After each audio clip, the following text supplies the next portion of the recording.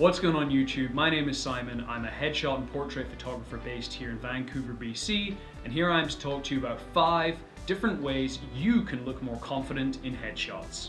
So for many, being in front of the camera is not the most natural thing in the world for them. When we're at weddings, we're in a relaxed environment. We're with friends, we're probably having a few drinks, and so relaxing in front of the camera and posing naturally is relatively easy to a certain extent. You're in a natural environment.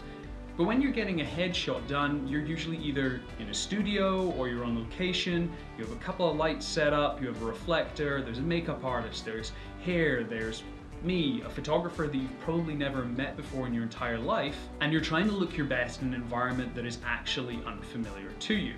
So how do you go about looking more confident in your headshot? Tip number 1, look at your own face. So it may seem like a strange idea, but what I want you to do is, before you even think about booking a headshot, is to go into the mirror and look at your own face. Why? The reason being is everybody has angles on their face that work better than others. And you're not gonna find out which of those angles work best for you if you don't look in the mirror and find out. For me, for example, because I have a receding hairline, yay, I actually find that if I pose this way, it's actually a lot better than if I was to pose this way. It's mainly because of the way the hairline looks, but also I find the side of my face when I'm looking this way actually looks better than this way. How did I find that out? I looked in the mirror. So check out the mirror. It may seem a bit weird, but hey, you can go in the bathroom, lock the door, look at your face, and you'll figure out which angle works best for you. Tip number 2, work the eyes. So people say the eyes are the windows to the soul. When it comes to headshot photography, particularly, the eyes are super important. If you've ever heard of Peter Hurley, you'll have heard of the squinch. If you've heard of Tyra Banks, you'll have heard of the smize. And what we're talking about, basically, those two terms relate to narrowing the lower lids of the eyes so that you appear more confident. Now, with glasses on, it's probably not as obvious with me, but if I take them off, if my eyes are wide, it's the deer in the headlights look. Do I look confident right now? No, I probably look weird as a start, but also I don't look confident. But if I narrow the eyes slightly, there's an element of confidence. When it comes to a headshot, looking confident is really important. You're not gonna get that role in a new TV show if you don't look confident. So practice your squinch. Yet again, practice in the mirror. When you come into the studio, I'll be your mirror. I'll be able to help you out with that. It is weird, so don't worry about it if it feels like a strange thing, but just practice that, work on your squinch, work the eyes. Tip number 3, push out your neck. So when you're in front of the camera, there's always going to be an element of compression. The longer the focal length, the more the compression. Now, even though that can actually be flattering in a lot of ways, like for example, it may make some facial features seem smaller than others, what it does do is it narrows the space between your chin and your neck. That's why people seem to think, oh, I look 10 pounds heavier than I normally do in front of the camera. It's because of compression. How do we fight that though? Well, it's all about pushing your neck out. So what I usually do when I have clients come into the studio is to make it a little bit easier, ask them to stand where they are, just like this, and imagine that I have a piece of string attached to their forehead right here. And to imagine that I'm pulling on that string ever so slightly. The difference is usually people come in like this.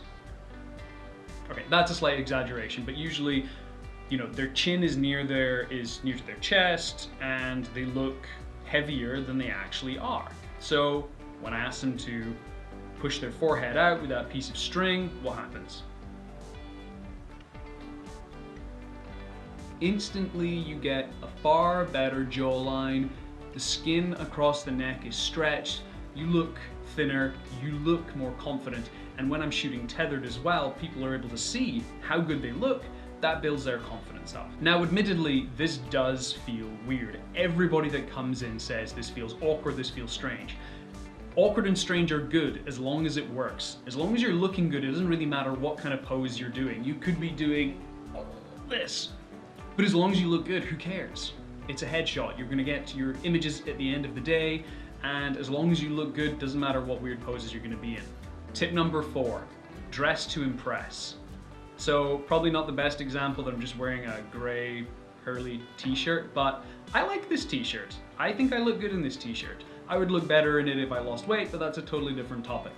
But what you want to do before you even get to your headshot session, a couple of days in advance, preferably a week, is look at what you're going to wear. Now, for a lot of headshot sessions, you get several different outfit changes. This is particularly important for actors who want to put across different characters, and for business people that want to have a variety of images. When it comes to picking your wardrobe for your headshot session, you really need to think carefully about what you're going to wear. You can't just grab whatever is available. You need to think about things. You need to think, well, how does this work with my skin tone?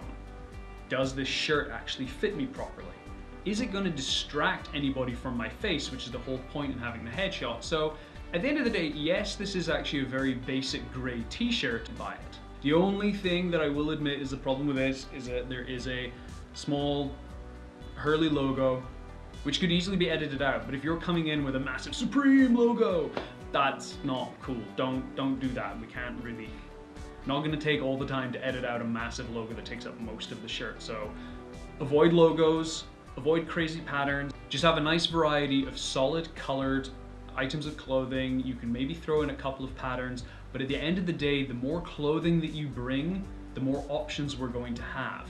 We might not be using all of them, but hey, better to bring 10 outfits and we only end up using 4 instead of bringing 4 outfits and 2 of them are terrible. Tip number 5, take care of hair and makeup. Guys, don't click off of this video just yet. You've come so far and some of this still applies to you. So we'll deal with the guys first. So hair. Guys, make sure that you get a haircut. That's super important. Don't get a haircut the day of or the day before your headshot session. Get one about a week before so that it basically will grow in to a certain extent before your shoot so it looks natural. Remember, you're probably only getting a headshot once every year or once every 2 years, and you don't want to look like you've just been to prison, neither do you want to look like Manimal, so really gonna get a hairstyle and a haircut that you're gonna be happy with, let it grow in, and you're gonna look great. Second thing for guys, bring a shaving kit with you. So everybody likes a little bit of scruff. I like a little bit of scruff, I think it looks good. I shaved yesterday, so there's not much. But if you're going in for a headshot session, don't come in clean shaven unless you really, really want to. If you want to have that option between a little bit of scruff and clean shaven, we can totally take time for that. So come in, we'll spend a bit of time doing the headshots with a little bit of growth, take your shaving kit, go and clean up, then we'll continue on the headshot session. So you kind of have both. You have that more scruffy kind of look, which can be cool, and also the really clean cut, like super conservative corporate look, which is also excellent. Ladies, hair and makeup. So you're gonna be coming in for your headshot session, you wanna look good, so what do you wanna be doing? Well, hair and makeup are 2 really, really important things that need to get done. I have worked with people that have come to the studio, they've not really had their hair ready, they've not had their makeup ready, and it's kind of been a bit of a disaster. We did make it work, but if they took the time and the money to get their hair sorted out, they could do that at home as long as they feel confident enough to do that, or they can go and get it professionally done. I always recommend to go and get your hair and makeup done professionally before a headshot shoot. If you're gonna be paying this money, guys, to get a headshot and you're gonna be putting it on your LinkedIn, you're gonna be putting it on your website, it could be going in a magazine, it could be going anywhere, then why aren't you getting the bare basics sorted out? So at the end of the day, when you actually get your hair and your makeup done, how do you feel? You're gonna feel great. You're gonna be like, wow, I look really, really good. That's gonna come across in the camera. You look good. You feel good.